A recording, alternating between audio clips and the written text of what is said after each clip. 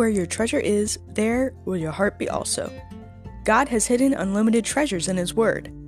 Every time we open it, we can discover a new treasure, or admire an old one. What will we find today? Let's dig in. Here's Carla Early with Treasure Hunt in the Word.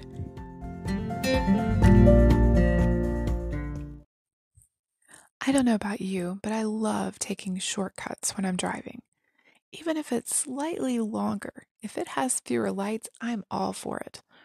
Whatever gets me from point A to point B quickest is the route I choose. God's not usually like that, though.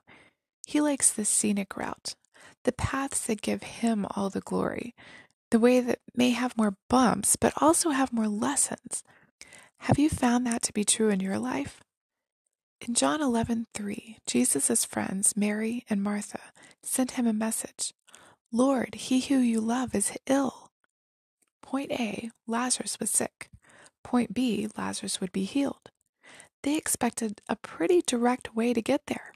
Send a message to Jesus, and He could either come back and heal him, or just say a word and Lazarus would be healed.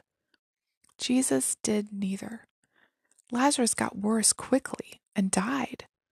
That wasn't the path they wanted to take. To them, that was quite literally a dead end. Mary and Martha had no doubt that Jesus could have healed Lazarus, and they had no doubt that He loved Lazarus and their family. The problem was that they didn't understand Jesus' statement in verse 4.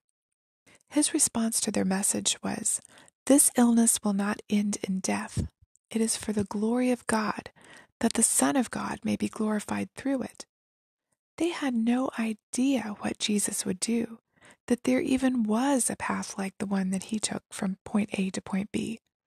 But if they'd known, do you think they would have chosen it? Probably not. I read somewhere recently that God is more committed to our spiritual growth than we are. We want the shortcut, the quickest, most obvious way, not the way that causes pain and suffering. But God leads us through those valley of the shadow of death experiences, the places that involve tears and hospitals and sometimes even funeral homes.